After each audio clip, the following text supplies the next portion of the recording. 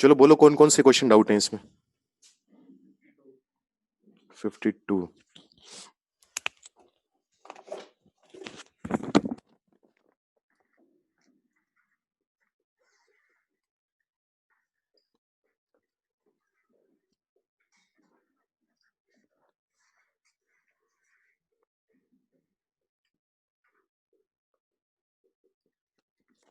ये बोला हुआ है बॉक्स 1 में 3 रेड 2 ब्लू हैं, बॉक्स 2 में 2 रेड 6 ब्लू हैं। A fair coin is tossed if it turns up head, a ball is drawn from box 1, else a ball is drawn from box 2. Find the probability of event ball drawn is from box 1 if it is red. Heads आया तो यहां से ball निकालनी है, tales आया तो यहां से निकालनी है। अब इसने ये बोला है कि रेड बॉल तो आ चुकी है, ये बात तो हमें पता है। अब वो जो रेड बॉल आई है वो बॉक्स 1 से आई होगी, इस बात की प्रोबेबिलिटी बताओ। तो क्या लगेगी? बेस थ्योरम लग जाएगी। पहले नीचे लिखेंगे कि रेड बॉल निकलने की टोटल प्रोबेबिलिटी क्या है। तो पहले मान लो हेड्स आया, हेड्स आने की प्रोबेबिलिटी 1/2। अगर फर्स्ट बॉक्स में से रेड बॉल निकालेंगे तो कितनी प्रोबेबिलिटी आएगी? 3/5 प्लस टेल्स आने की प्रोबेबिलिटी 1/2 है। इसमें से रेड निकलने की प्रोबेबिलिटी कितनी है? 2/8। इतना काम हो। ये तो आई रेड बॉल निकलने की टोटल प्रोबेबिलिटी। अब हमें इस बात की चाहिए कि जो रेड बॉल आई है वो बॉक्स 1 से आई है। अब बॉक्स 1 से आने की प्रोबेबिलिटी क्या है? 1/2 इंटू 3/5। 1/2 तो कट ही जाएगा पूरा। 3/5 3/5 प्लस 1/4 कैलकुलेट कर लेना, आंसर आ जाएगा। और बताओ कौन सा है? आशिमा का है 53।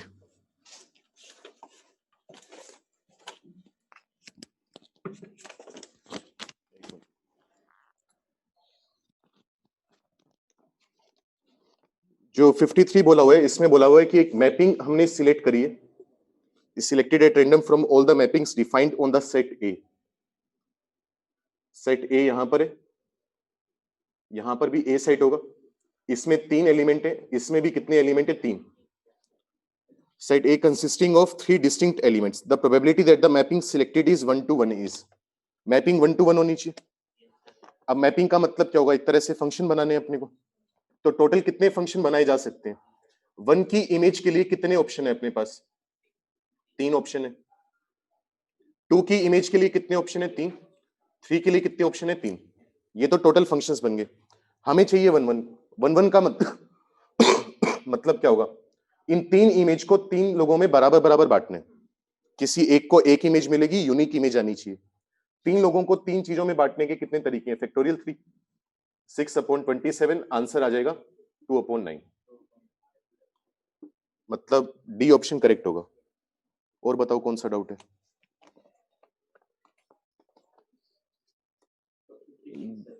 ध्रुव का है, चलो 56 कर लेते हैं पहले।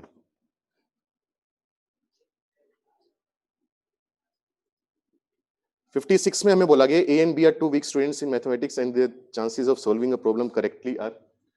ए सही प्रॉब्लम सोल्व करे, इसकी चांस 1/8 है, और बी के हैं 1/12। इसने कहा they are given a problem and they obtain the same answer if the probability of a common mistake is 1/1000। Common mistake के क्या चांस हैं? Then the probability that the answer was correct is. तो पहले Bayes theorem लगाएंगे इसमें। इसमें पहले तो ये चीज आएगी कि क्या प्रोबेबिलिटी है कि दोनों ने सेम आंसर दिया होगा। तो या तो ए ने भी सही सोल्व कर लिया होगा, बी ने भी सही सोल्व कर लिया होगा। अगर दोनों ने सही सोल्व किया है तो आंसर मैच करेगा। या फिर ए ने गलत सोल्व करा होगा 7/8, बी ने गलत सोल्व करा होगा 11/12। लेकिन गलत सोल्व करने के भी तो अलग अलग तरीके हो सकते हैं ना। ए ने गलत सोल्व किया और उसका आंसर 4 आया, बी ने गलत सोल्व किया उसका आंसर 8 आया, तो आंसर तो मैच करेगा नहीं अपने पास। तो कॉमन मिस्टेक भी करवानी पड़ेगी। कॉमन मिस्टेक होने के कितने चांस हैं? ये चांस है। अब हमसे पूछे, ये तो टोटल प्रोबेबिलिटी आ गई कि हमारे पास दोनों का आंसर मैच कर रहे हैं। अब इस बात की प्रोबेबिलिटी निकालनी है कि दोनों का आंसर सही था, तो इसकी वाली प्रोबेबिलिटी ऊपर रख देंगे। कैलकुलेट करेंगे कितना आ जाएगा? 1001/1001 प्लस 77। ये आंसर आ जाएगा। काटा पीटी कर लेना जो भी है। क्वेश्चन ये कह रहा है कि कोई भी क्वेश्चन आ गया, जैसे मान लीजिए ये सवाल था, ये 53 वाला। अब ए और बी दो बच्चे हैं, ए के सही करने की प्रोबेबिलिटी तो 1/8 है, बी के सही करने की 1/12 है। ठीक है। अब ए के गलत करने की प्रोबेबिलिटी कितनी होगी? 7/8। और बी के क्वेश्चन को गलत करने की प्रोबेबिलिटी कितनी होगी? 11/12। लेकिन सिर्फ, अच्छा ठीक है, ये इतना हो गया। अब इसने कहा कि दोनों ने क्वेश्चन सोल्व करा और दोनों का आंसर सेम आ गया। अब सेम दो तरीके से आ सकता है, या तो दोनों ने गलत सोल्व किया हो या दोनों ने सही सोल्व किया हो। तो दोनों ने अगर करेक्टली सोल्व किया तो 1/8 इंटू 1/12, अगर प्लस, या फिर क्या होगा, गलत सोल्व किया होगा। इसके गलत सोल्व करने की प्रोबेबिलिटी 7/8, इसकी 11/12। अब गलत तो कर दिया, लेकिन गलत करने के भी तो अलग अलग तरीके हो सकते हैं ना। तो कॉमन मिस्टेक करी होगी, तभी तो सेम आंसर आया होगा। क्योंकि सिर्फ गलत करवाना हमारा उद्देश्य नहीं है, पर्पस नहीं है। गलत करवाकर आंसर भी सेम आना चाहिए। तो कॉमन मिस्टेक होगी तभी आंसर सेम आएगा। तो कॉमन मिस्टेक वाली प्रोबेबिलिटी भी मल्टीप्लाई करनी पड़ेगी। तो नीचे से अपने पास ये चीज आ गई कि कितने चांस हैं कि दोनों का आंसर सेम आया हो। तो आंसर तो सेम आ गया। अब वो पूछ रहे कि इतना तो हमें दिया हुआ था कि आंसर सेम है, अब इस बात की प्रोबेबिलिटी निकालो कि दोनों का आंसर सही आया होगा। तो सही वाली प्रोबेबिलिटी ऊपर रख दी। इसको काटा पीटी कर लेना जितना भी आ जाए। किससे कटेगा ये? ऊपर वाला तो 11 से डिविजिबल होता नहीं होता? नहीं होता। 11 से होता है, हाँ सही बात है। कर लेना, मतलब तुम्हारा काम है, कर लोगे, विश्वास है मुझे। ठीक है। गीत ने कहा है 77। भाई तू कौन से पेपर की बात कर रहा है, कर रही है? 75 तो सवाल ही होते हैं, 75 तो चलो। दिग्विजय का है 57, वो देखते हैं। भाई किसी का क्वेश्चन छूट जाए तो दोबारा मैसेज कर देना चैट में। 57 में हमें बोला हुआ है कि 5 लड़कियां और 10 लड़के। 15 chair and then the probability that n seats are occupied by the girls and between any two girls an odd number of boys sit। ठीक है। तो n में तो क्या आनी चाहिए? लड़कियां आनी चाहिए। बीच में कहीं पर भी 3 लड़कियां बैठी होंगी इस तरीके से। इन दोनों के बीच में कितने बच्चे होने चाहिए? Odd 2m+1। इनके बीच में 2n+1, 2k+1 और मान लेते हैं 2p+1, odd number of boys आगे। अब बिठाने के कितने तरीके हैं ना प्रोबेबिलिटी। अच्छा ठीक है, तो कुछ नहीं करना, पहले काम वाले केस निकाल लेते हैं। टोटल कितने बॉयज हैं अपने पास? इन सबका जो सम है वो कितना आ जाना चाहिए?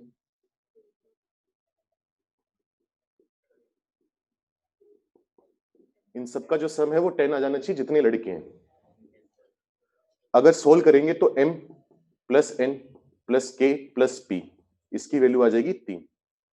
ठीक है। तो mn/kp की वैल्यू डिसाइड करने के कितने तरीके हुए? 3 आइडेंटिकल टॉफी हैं, 4 लोगों में बांटनी है। कितने वेज होते हैं? 3+4-1 c, 3 को 4 4-1 6c3, ये आ गया 20। तो किन दो लड़कियों के बीच में कितने लड़के बैठेंगे ये डिसाइड करने के कितने वेज आए? 20 वेज आए।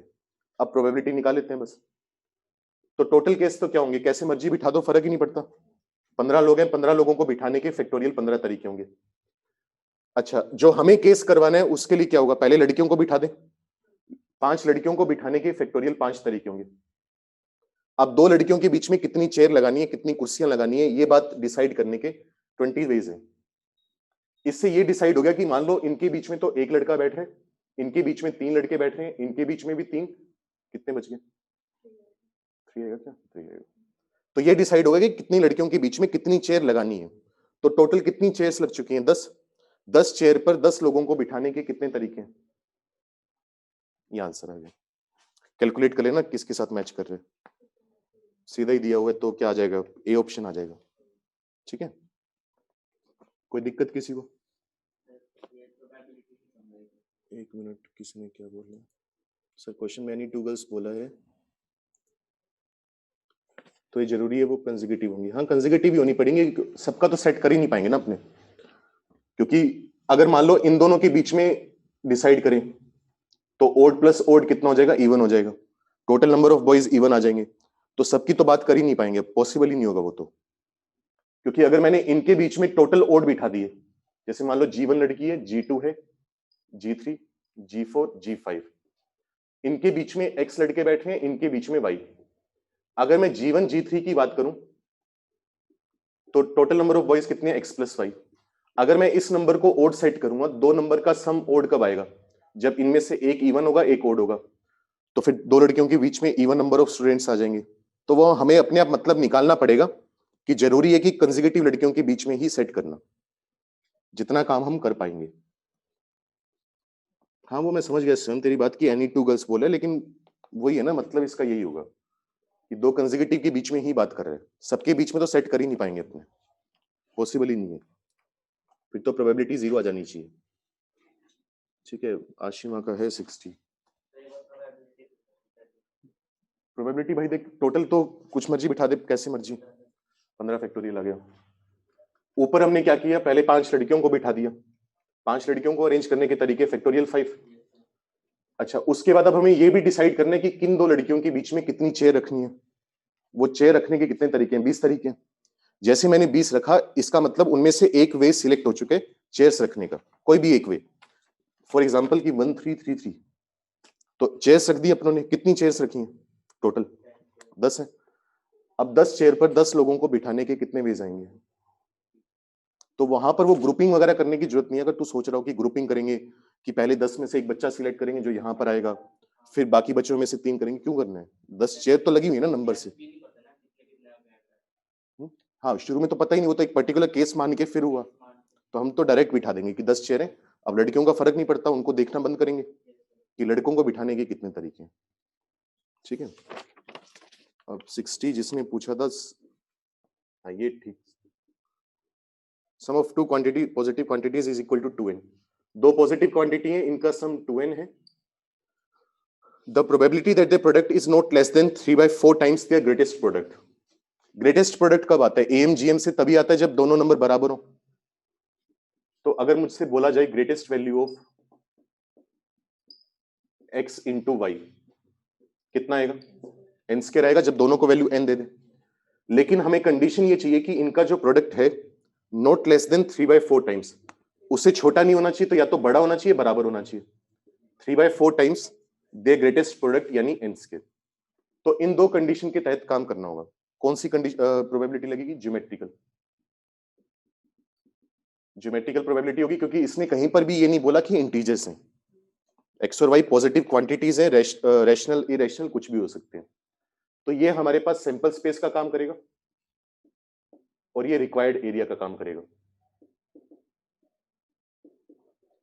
तो प्लॉट कर लेते हैं।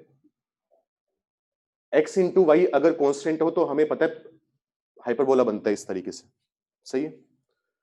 बनता तो थर्ड क्वाड्रेंट में भी है, लेकिन वो बनाएंगे नहीं क्योंकि x और y पॉजिटिव बोले हुए हैं। अब अगर बात करें x plus y equal to 2n, ये क्या आएगी? एक स्ट्रेट लाइन आएगी इस तरीके से। ये वाला पॉइंट होगा 2n, 0। ये वाला पॉइंट होगा 0, सॉरी, ये वाला पॉइंट होगा 0, 2n। ठीक है। अगर मैं इस पॉइंट की बात करूं, इसको a डैश बोल देता हूं और इसको b डैश। a डैश और b डैश पॉइंट निकाल सकते हैं अपने पॉइंट ऑफ इंटरसेक्शन से। जैसे x की वैल्यू कितनी आ जाएगी? 2n minus y. तो 2n minus y into y equal to 3/4 n square. तुक्का मारना मिल रहा है कुछ?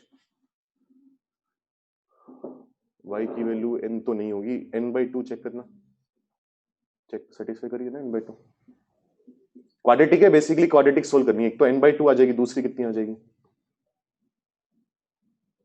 अगर y n/2 है तो x 3n/2, तो दूसरी 3n/2 आएगी। तो बेसिकली ये पॉइंट्स आ गए। ये पॉइंट होगा 3n/2, n/2, और a डैश पॉइंट होगा n/2, 3n/2। तो पूरा सैंपल स्पेस तो क्या आएगा? पूरा सैंपल स्पेस आएगा जो ए बी पूरी की पूरी लाइन है फर्स्ट क्वाड्रेंट में, सिर्फ क्योंकि x और y पॉजिटिव है। तो पूरा सैंपल स्पेस तो आ गया ए बी। अच्छा, हमें चाहिए x y greater than equal to. अगर हाइपरबोला में S1 greater than equal to 0 आए तो मतलब क्या होता है? हाइपरबोला का इंटीरियर पार्ट होता है, याद है? तो हमें रिक्वायर्ड एरिया कौन सा होगा या रिक्वायर्ड लेंथ कौन सी होगी? ए डैश बी डैश। तो ए डैश बी डैश की लेंथ निकाल सकते हैं, कितनी आएगी? n का स्क्वायर प्लस n का स्क्वायर। ए बी की लेंथ कितनी आएगी? 4n square plus 4n square. कितना आ गया? √2/2 आंसर आ जाएगा 1/2। ठीक है, कोई दिक्कत कुछ ना समझ में आए? 58 में बोले two dice are rolled simultaneously, the probability that the sum of two numbers on the top face will be at least 10। at least 10 का मतलब या तो 10 के इक्वल आना चाहिए, 10 से बड़ा आना चाहिए। सम को 10 बनाने के क्या क्या तरीके हैं? 6 4, 5 5 4 6। सम को 11 बनाने के क्या क्या तरीके हैं? 5 6 6 5 और 12 बनाने के तरीके हैं 6 6। इससे ज्यादा सम आ नहीं सकता। तो काम के केस कितने हुए? 6। टोटल हमें पता ही है 36 बनते हैं 36। प्रोबेबिलिटी आ गई 1/6। ये आंसर है।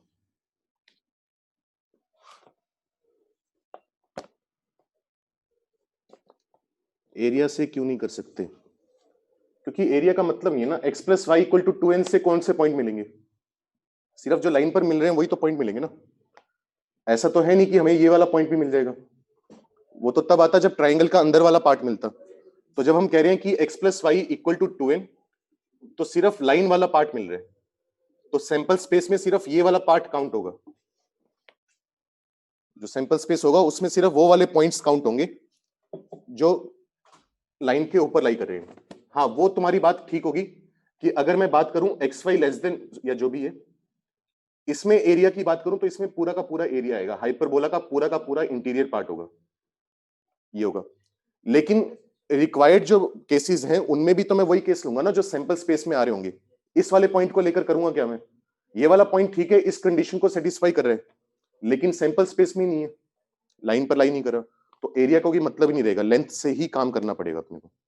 अब यही अगर तुम्हारे पास सैंपल स्पेस ये होता कि x square plus y square less than equal to n का स्क्वायर सपोज करो, या 4n स्क्वायर, तो सैंपल स्पेस ये आता, तब हमें एरिया में काम करना पड़ता।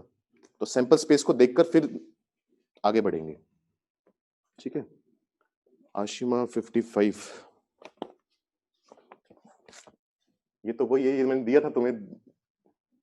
तो 55 में तो क्या बोला हुआ है? 4 नंबर है।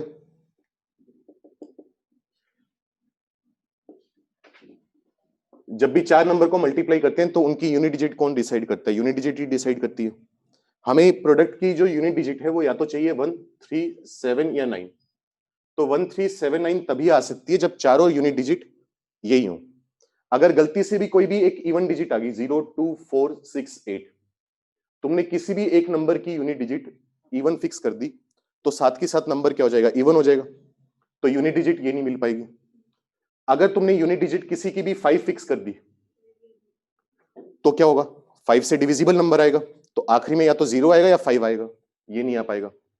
तो इनका प्रोडक्ट इससे एंड तभी हो सकता है जब इनकी यूनिट डिजिट 1 3 7 9 हो। तो इसकी यूनिट डिजिट डिसाइड करने के 4 तरीके, इसके भी 4 हैं, 4 और 4। टोटल कितने तरीके हैं यूनिट डिजिट डिसाइड करने के? 0 से 9 तक 10 तरीके हैं। कितना आ जाएगा? 2/5 की पावर 4, 16 अपॉन 625। ए ऑप्शन आ जाएगा। ठीक है, कोई दिक्कत किसी को? और बताओ, कुछ रह गया तो। कौन सा? 64? तो ठीक है, फिर तो 5 ना। हाँ ठीक है, फिर 5 ऑप्शन में नहीं है, जो है वो कर दिया अपने। प्लस में कितने? Sine inverse sine 4। Sine inverse sine 4 की डायरेक्ट वैल्यू 4 तो लिख नहीं सकते अपने को देखना पड़ेगा 4 किस किस के बीच में आ रहे हैं? 3π/2 और π/2 के बीच में आ रहे हैं। π/2 का मतलब π/2 होता है, 3π/2 का मतलब -π/2 होता है। तो वैल्यू कितनी आ जाएगी इसकी? पाई में से माइनस हो जाएगा, π-4 ग्रेटर देन 0। ठीक है, या ग्राफ से करें ना, जैसे तुम्हें ठीक लगे। ये हमें दिया हुआ है हर x के लिए, फॉर ऑल रियल x। तो अगर कोई क्वाड्रेटिक हर x के लिए पॉजिटिव आ रही है, इसका मतलब उसका डिस्क्रिमिनेंट क्या होना चाहिए? लेस देन 0 होना चाहिए। k² - 4 into π-4 less than 0। k² आ गया 4 इंटू π-4 से छोटा। हाँ, π-4 नेगेटिव है, नेगेटिव इंटू पॉजिटिव क्या मिलेगा? नेगेटिव। अब k² कभी भी नेगेटिव नंबर से छोटा नहीं आ सकता। इसका मतलब क्या होगा? k की कोई भी वैल्यू पॉसिबल नहीं है। 5 हमें कहीं पर भी नहीं लिखा हुआ, तो आंसर आ जाएगा नन ऑफ दिस। ठीक है, ये करना। ठीक है,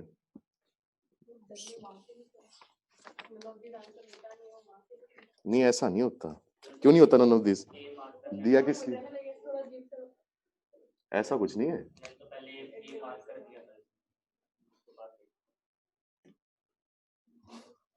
A drawer contains several pairs of circs not wanting to count Mr. V.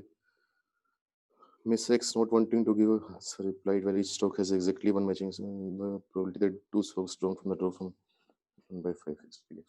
तो हमें नहीं पता कितने पेयर्स हैं, हमने मान लिया n पेयर्स हैं. इस बात की प्रोबेबिलिटी की वो एक पेयर बनाएंगी, मैचिंग पेयर बनाएंगी, कितनी दी हुई है? मैचिंग पेयर की प्रोबेबिलिटी अपने को दी हुई है 1/15. चेक करते हैं. दो सोक्स निकालने की वेज कितने होंगे?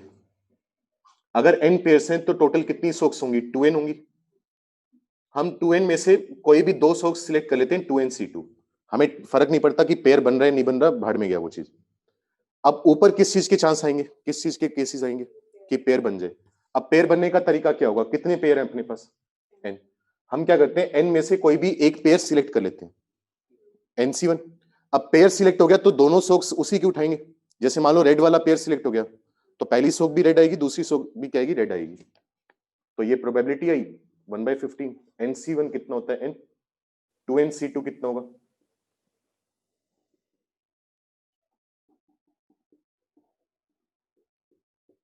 कट कटाकर आंसर आ जाएगा.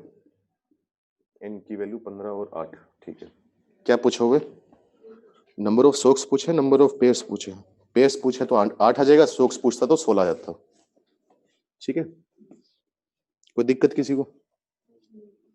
सर 70 में ए बी कैसे डिफरेंशिएट करेंगे? कौन सा है 70? हाँ. 70 में हमें बोला गया है कि cos of half cos inverse 1/8 है. तुमने ये किया होगा सोल्व करते वक्त कि कोस इनवर्स 1/8 को थीटा माना होगा. अगर कोस इनवर्स के अंदर पॉजिटिव नंबर है तो थीटा की वैल्यू कहां से कहां तक आएगी? फर्स्ट क्वाड्रेंट में आएगी π/2 से 0. अब थीटा π/2 से 0 है तो θ/2 और है. θ/2 की वैल्यू आएगी π/4 से लेकर 0 के बीच में. अगर कोस के अंदर वाला angle positive sorry first quadrant में है तो कोस की वैल्यू पॉजिटिव आएगी. तो आंसर सिर्फ 3/4 आएगा, -3/4 रिजेक्ट हो जाएगा.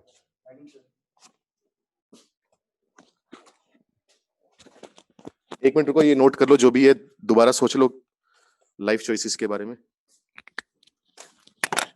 और उसके बाद कौन सा क्वेश्चन है? 75 डिस्कस हो नहीं गया क्या? 75 रहते हैं. हाँ, तुम क्या कर रहे थे? चलो बात करते हैं क्लास के बाद अपने आराम से. 75 में क्या बोला हुआ है अपने को कि n-2 इंटू एक्स का square plus 8x plus n+4, और इधर लिखा हुआ है sine inverse sine 12 plus cos inverse कोस 12. कितनी वैल्यू आएगी इसकी? 0 आ रही है क्या? फिर ये भी तो निकाल के दिखानी पड़ेगी. 12 किस किस के बीच में? 7 π/2 और 9 π/2 के बीच में. अगर साइन थीटा के लिए बात करें तो यहां पर वैल्यू -π/2, यहां पर वैल्यू π/2. तो साइन इनवर्स साइन 12 की वैल्यू आ जाएगी 12 - 4π. अगर कोस के लिए बात करें तो 12 को ढूंढना पड़ेगा किस किस के बीच में? ये होगा 3π और 4π के बीच में. 3π पर वैल्यू आएगी अपने पास कितनी? पाई. और 4π पर वैल्यू आएगी 0. तो ये बन जाएगा 4π - 12. तो कट कटाकर 0 आ जाएगा. इसका मतलब ये बन गया n-2 इंटू एक्स का square plus 8x plus n+4 greater than 0. ठीक है. फिर हमें बोला हुआ है कि ये जो काम है वो हर x के लिए होना चाहिए. तो अगर कभी भी हमें बोला जाए कि कोई क्वाड्रेटिक हर x के लिए पॉजिटिव है, उसके दो कंडीशन लगेंगी. पहली कंडीशन तो क्या लगेगी कि coefficient of x square should be greater than 0. ये जरूरी है, मतलब n की वैल्यू 2 से बड़ी आनी चाहिए. सेकंड कंडीशन जो लगेगी वो आएगी कि discriminant less than equal to 0 भी नहीं हो सकता, लेस देन 0 होना चाहिए. तो 64 - 4 into n-2 into n+4 less than 0. Solve करेंगे कितना आएगा? n का स्क्वायर प्लस 2n माइनस का 8 और कितना है 16, माइनस का 8 और 16 प्लस का 8 माइनस का 8 ग्रेटर देन 0. तो ये आ गया n+4 n-2 ग्रेटर देन 0. यहां से सोल्व करेंगे तो -4 2 प्लस माइनस प्लस, या तो इससे छोटा या इससे बड़ा. अगर दोनों सही सोल्व किया मैंने, क्या गलती हुई है?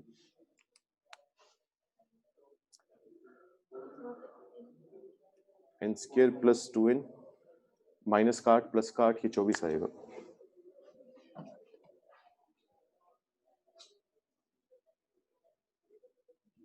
n का square plus 2n minus 24 less greater than 0। Factor क्या बनेंगे इसके? n plus 6 n minus 4 greater than 0। तो n की वैल्यू आ जाएगी माइनस इंफिनिटी से लेकर माइनस 6 यूनियन 4 से इंफिनिटी। जब दोनों का इंटरसेक्शन लेंगे तो हमें यहां पर क्या चाहिए? n की वैल्यू 2 से बड़ी है, तो ये वाला पार्ट तो रिजेक्ट ही हो जाएगा। तो कॉमन पार्ट क्या आएगा दोनों का? कि n जो है वो 4 से इंफिनिटी होना चाहिए। साथ ही साथ हमें बोला हुआ है कि n एक नेचुरल नंबर भी है, तो 4 से जस्ट बड़ा नेचुरल नंबर क्या आएगा? 5 आएगा। तो n की जो मिनिमम वैल्यू है वो आ जाएगी 5 के इक्वल। ये आंसर है। प्रांशुल का है 71। पेपर तो आसान ही था काफी ज्यादा, मतलब उतना।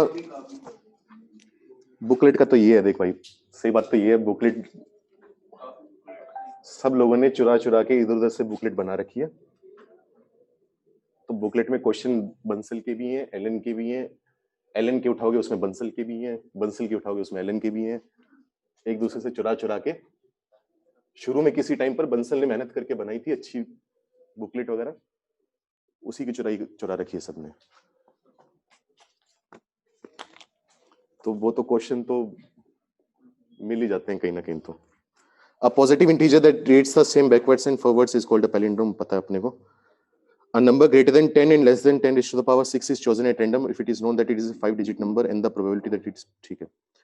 तो देखो बाकी जो चीज लिखी हुई है ना कि 10 से बड़ा है और 10 की पावर 6 से छोटा है, इस चीज का कोई मतलब नहीं है, क्योंकि अगली लाइन में उसने बोल दिया कि 5 डिजिट का नंबर है। तो अपने को पता चल गया, तो अपने 5 डिजिट का नंबर ही लेंगे, बाकी भाड़ में गया हमारे लिए। तो 5 डिजिट का नंबर है, इस बात की प्रोबेबिलिटी बतानी है कि ये पैलिंड्रोम होगा। 5 डिजिट के कितने नंबर बनते हैं? इस प्लेस को फिल करने के 9 वेज होंगे, बाकी सब प्लेसेस को फिल करने के 10 वेज होंगे, 10 की पावर 4। अब पैलिंड्रोम बनाने, यहां पर हम क्या क्या फिल कर सकते हैं? जीरो के अलावा सारे फिल कर सकते हैं। कितने ऑप्शंस हुए? 9। मान लो यहां पर 2 आ गया, पैलिंड्रोम बनाने के लिए अगर यहां पर 2 आया तो यहां पर भी कितना आएगा? 2 ही आएगा। अब इस प्लेस को फिल करने के कितने वेज होंगे? 10। मान लो यहां पर 0 आ गया, तो यहां पर भी कौन आना चाहिए? 0। तो उनको भरने का तो एक एक ही तरीका है। यहां पर क्या भरे कोई फर्क नहीं पड़ता, तो इंटू 10 आ जाएगा। तो जो प्रोबेबिलिटी है अपने पास वो आ जाएगी 1/100। हमसे वैल्यू मांगी गई है 300 पी की, अगर 300 से मल्टीप्लाई करेंगे कितना आ जाएगा? ये आ जाएगा 3। ये आंसर है, ठीक है। और बताओ कुछ रह गया तो? ऑनलाइन वालों, या तुम्हारा तो रही नहीं, हो गए ना सारे? ठीक है, बढ़िया।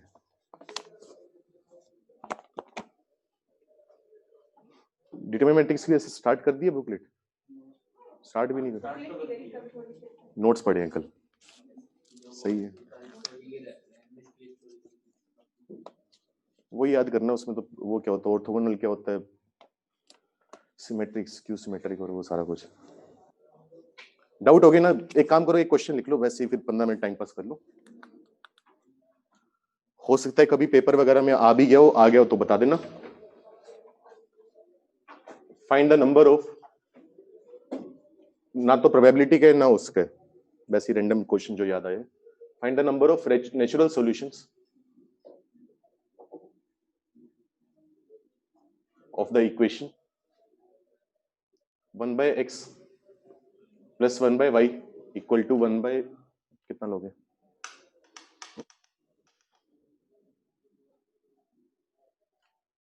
n, ठीक है। इस इक्वेशन के कितने सॉल्यूशन आएंगे? जरूरी ये बात है कि x और y नेचुरल नंबर्स हैं, ऑब्वियसली वेरिएबल है, अननोन्स हैं।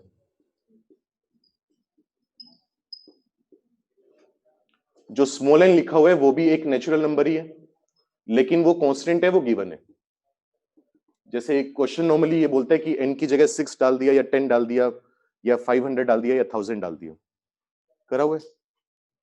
ठीक है, फिर करो। 5-10 मिनट है, इसके कितने सॉल्यूशन आएंगे? ऑब्वियसली अगर n लिखा हुआ है तो स्मॉल n पर डिपेंड करेगा। n की वैल्यू चेंज करोगे तो नंबर ऑफ सॉल्यूशंस चेंज होंगे, लेकिन n की फॉर्म में बताओ कितने सॉल्यूशन आएंगे? या 5 मिनट और दे रहा हूं, 5 मिनट और सोच लो, फिर करवा दूंगा। चलो पहला स्टेप मैं बता रहा हूं। इतना कह सकता हूं मैं कि 1/x 1/n से छोटा होगा और 1/y भी 1/n से छोटा होगा। इतनी बात कहनी सही है? क्यों? क्योंकि दो पॉजिटिव नंबर का सम तीसरा पॉजिटिव आ रहा है तो दोनों छोटे ही होने चाहिए। तो इसका मतलब मैं ये कह सकता हूं कि x n से बड़ा होगा और y n से बड़ा होगा। नेचुरल नंबर्स हैं सारी जगह। x को मैं ये पुट कर सकता हूं, क्या पुट कर लो, n प्लस अल्फा, और y को मैं क्या पुट कर सकता हूं, n प्लस बीटा। ये काम करना सही होगा। और मैं ये भी कह सकता हूं कि अल्फा और बीटा जो है वो क्या होनी चाहिए, नेचुरल नंबर्स होनी चाहिए, क्योंकि अगर n में नेचुरल नंबर ऐड करोगे तभी तो नेचुरल नंबर आएगा। यहां से सोचना चालू करो। तो देखो क्या होगा, x की वैल्यू कितनी पुट कर देंगे, n प्लस अल्फा, y की वैल्यू पुट कर देंगे n plus beta, equal to 1/n है। सोल्व करेंगे n plus beta plus n plus alpha, वो मैं उम्मीद करता हूं 12वीं में वो एलसीएम समझ ही गए होगे क्या करे। तो यहां से अपने पास बनेगा 2n square plus alpha plus beta into n, equal to में आ जाएगा n square plus alpha plus beta into n plus alpha beta. Cut कटाकर अपने पास आ जाएगा कि अल्फा इंटू बीटा जो है वो n स्क्वायर होना चाहिए। तो हम सॉरी, इस क्वेश्चन में एक्चुअली हम x और y की वैल्यू ना सेट करके अल्फा और बीटा की वैल्यू सेट करते हैं।